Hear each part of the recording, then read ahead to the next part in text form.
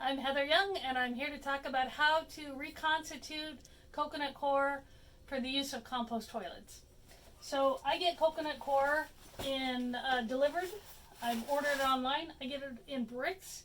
It can come in larger bricks too, and I've tried those, but this is the easiest for our situation because we live on a boat.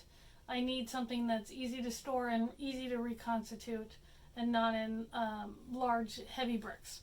So what I'm going to do is take these bricks and I'm going to put 4 of them, 4 or 5, however many will fit into this bucket, if you want to show that. We're just going to plop them into the bucket.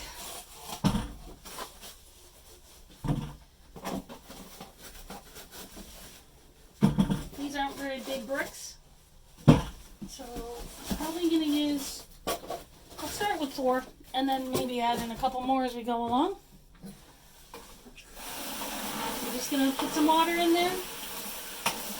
We store our reconstituted coconut coir in these buckets because we have 3 toilets on our boat and I need coconut coir for each of them. A bucket will last about a month. We change our toilets once a week, so 1 bucket lasts a month for 3 toilets. And you can see I'm just putting water on it, and I'm going to fill the bottom of the bucket up about 1/3 of just a third at the bottom. And as I'm doing this, it's soaking up into the coconut coir. And you can see that the bricks are falling apart as we do this. As I get moisture, they're coming apart. I'm going to go ahead and start spraying them down a little bit more to get them to come apart a little easier. The wetter they are, the faster they'll fall apart.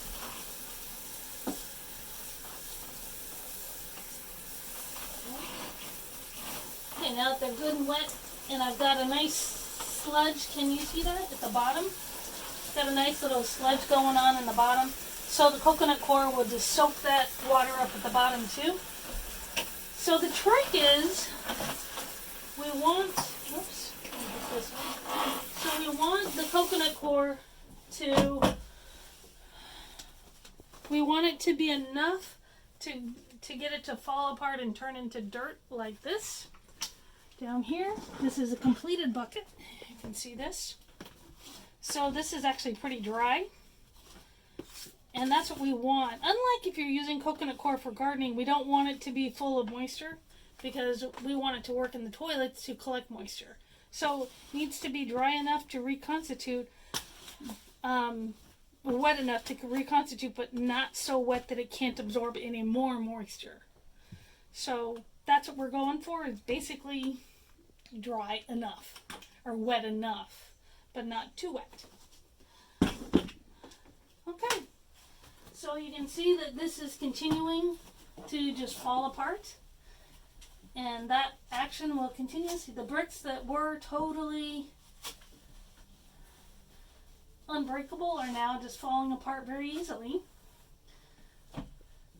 And we'll just mix this up a little bit from the bottom where the wetter coconut coir is. And just do that. Okay.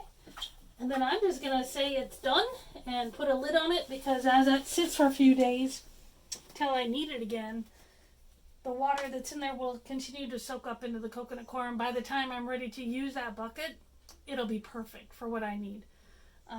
Again, wet enough to break apart the brick, but not so wet that it soaks up more moisture. So thank you very much.